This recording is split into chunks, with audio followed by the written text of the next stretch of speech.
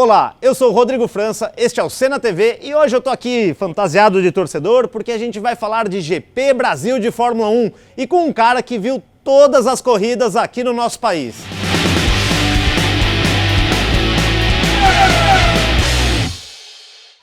E aí, amigos do Senna TV, mais uma vez aqui com um programa especial para você que é fã de Ayrton Senna e também curte Fórmula 1 e automobilismo. Estou ao lado de Castilho de Andrade. Castilho, muito obrigado pela sua presença. O prazer é meu. O Castilho, que é o diretor de imprensa do GP Brasil de Fórmula 1, e eu vou fazer até uma brincadeira aqui. Da mesma maneira que o Che foi para pilotos como sendo um grande mestre na arte de pilotar, o Castilho é um grande mestre para mim, eu como jornalista especializado, e também outros tantos, aí eu não vou nem citar tantos nomes que senão vou esquecer alguém, mas todo mundo dessa minha geração, dos caras que têm 30, 40, até 50, não vou falar mais também, senão vou entregar a idade do Castilho, mas todos eles se admiram, se espelham muito no Castilho, porque ele tem muita história para contar, simplesmente presente desde o primeiro GP Brasil de Fórmula 1 em 1972 e cobriu toda a carreira do Ayrton na Fórmula 1 também, e é isso que a gente vai começar a perguntar para o Castilho. Casta, conta pra gente aqui, o Ayrton Senna, o primeiro GP Brasil dele foi em 84, Jacarepaguá, mas você conhecia ele antes mesmo de chegar na Fórmula 1, né? Eu conheci o Senna nas categorias de acesso, na Fórmula 3. Quem me apresentou foi o Armando Botelho, que foi assim, um mentor do Ayrton, uma pessoa, inclusive já falecida, com quem o Ayrton tinha uma ligação muito forte. E aí eu comecei a me dar muito bem com o Ayrton. Essa era uma época ainda distante, né? A gente não tinha esses recursos todos de informática que a gente tem hoje. Então, o que acontecia? O Ayrton ia para a Inglaterra, ficava uma temporada correndo de Fórmula 3, vencendo, passava em São Paulo e dava um pulinho no jornal. Trabalhava lá no Jornal da Tarde, lá na Marginal do Tietê.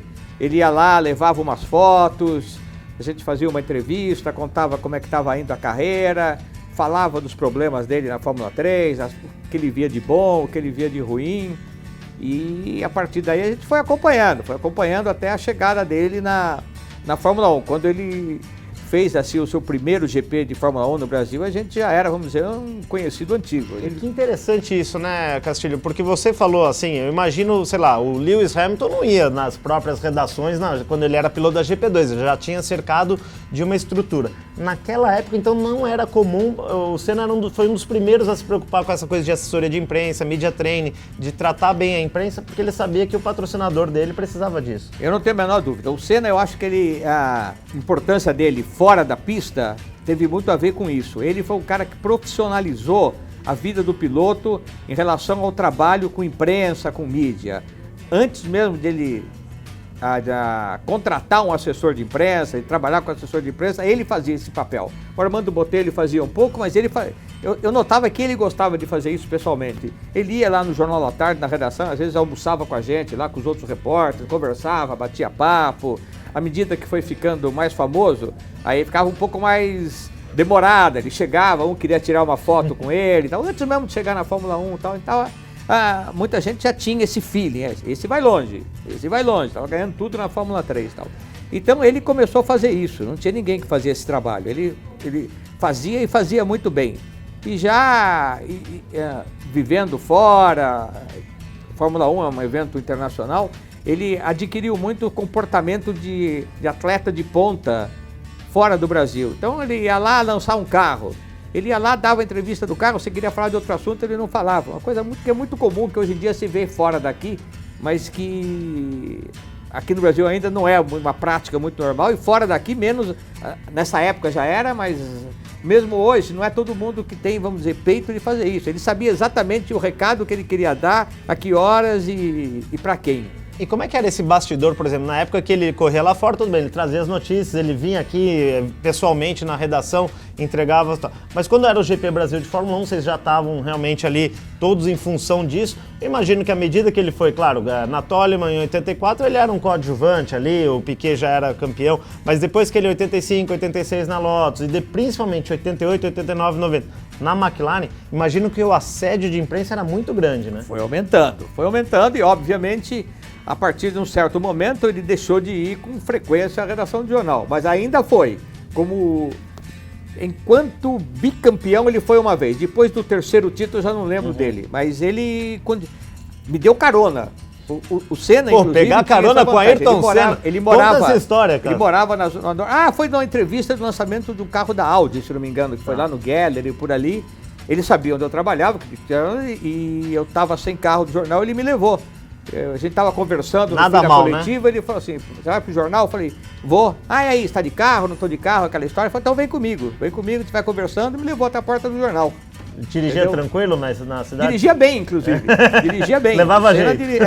Eu estava ali tranquilo e tal. Então, ou seja, a minha relação com ele é boa, desde entrevista, carona, até correr a pé, né, de fazer exercício físico com ele. E você viu, assim, na primeira entrevista que você fez com ele, ainda antes da Fórmula 1, como você já notava que realmente ele passava essa mensagem, ele era muito preocupado com isso. Você via que, assim, era uma coisa dele mesmo, não é uma coisa artificial, era uma coisa dele. Aliás, é uma coisa que de vez em quando eu falo. Eu nunca senti nele um artificialismo em relação à bandeira brasileira, a espiritualidade dele. Para mim, aquilo nunca apareceu golpe de marketing, é muito pelo contrário, porque ele falava com aquilo com uma tal naturalidade e agia com uma naturalidade, e isso era desde sempre, né, entendeu? Mesmo então, antes da Fórmula 1. Não foi, desde antes da Fórmula 1, desde a Fórmula 3. Então não era uma coisa fabricada, muita gente acha isso, o Senna começou a inventar uma história, outra não inventou, ele era assim, era o jeito dele, então, tinha esse jeito, bababá, entendeu? Então, eu nunca senti nenhum tipo de artificialismo na maneira dele se comportar, nunca, de forma nenhuma. E você acha que é o contrário, até essa naturalidade dele ajudou a fazer do Senna realmente um nome do esporte, né? Não só no Brasil,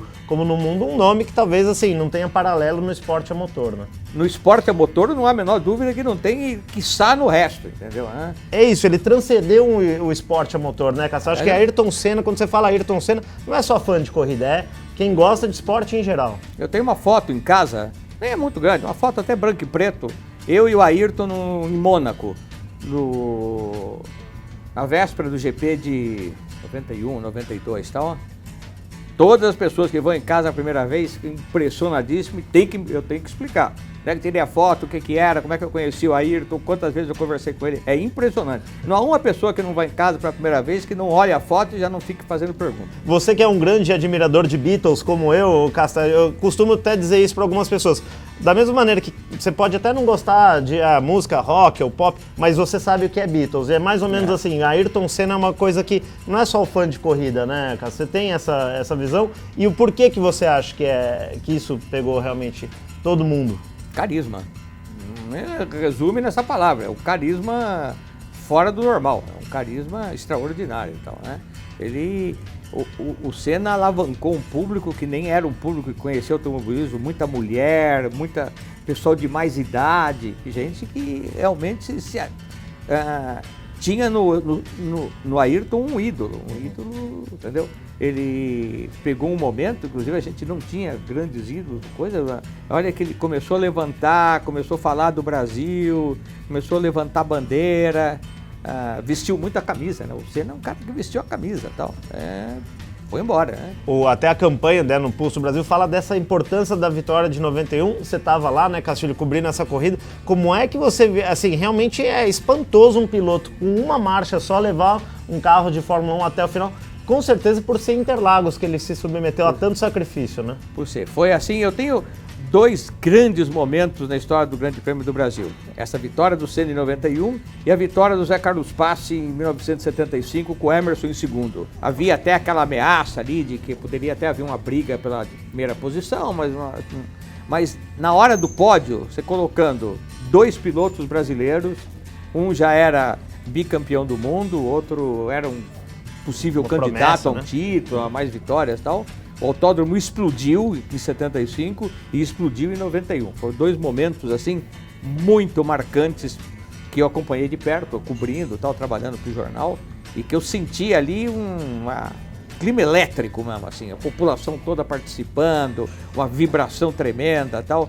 Foi quando realmente eu tinha noção que realmente a Fórmula 1 tinha virado no Brasil um esporte de massa. Sim. Não era um esporte de nicho, era um esporte de massa. E o Ayrton Senna era o Brasil que dava certo, né, Cacera? O Brasil, assim, a política não ia bem, a economia não ia bem, o próprio futebol desde 70 não ganhava um título, só foi ganhar justamente em 94, o Tetra, e o Senna encarnava esse Brasil que dava certo, né? Com toda a perfeição, né?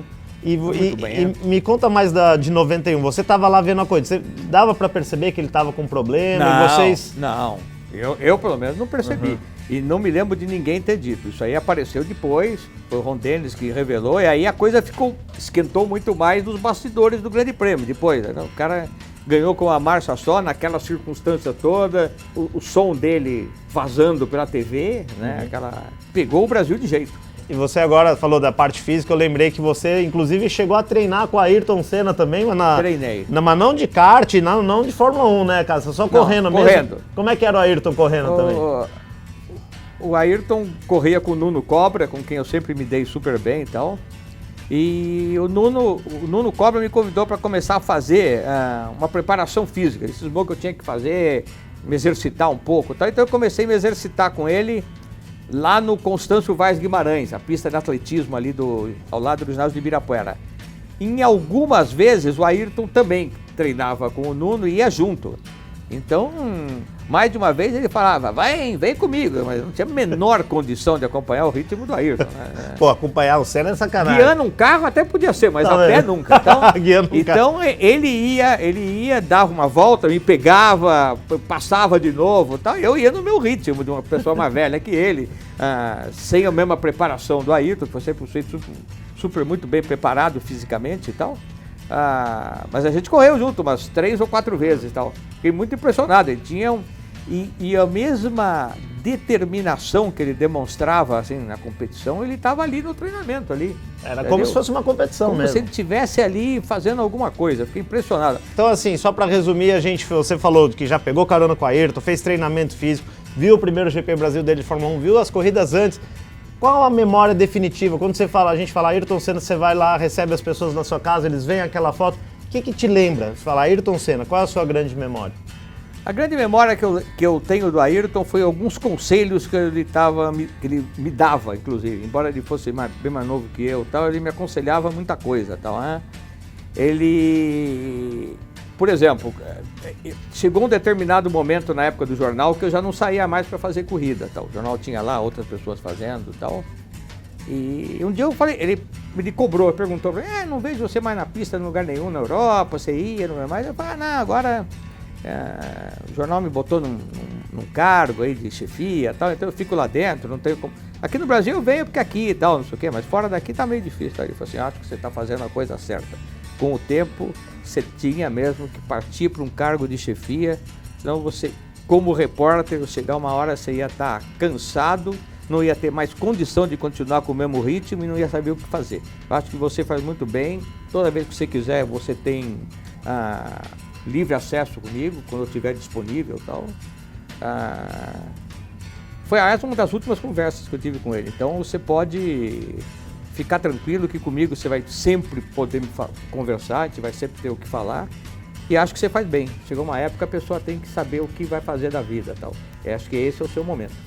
Então foi uma coisa legal. Foi uma das últimas vezes que eu falei com ele. Tal. Sim, e então a gente vê todas essas frases motivacionais que a gente tem, inclusive aqui no Instituto Ayrton Senna e tal. Quer dizer, era, como você falou, bastante autêntico da parte dele, né? Muito autêntico. Muito autêntico de tudo que ele fez. Desde desenhar a curva do oeste do Senna, lá quando o autódromo...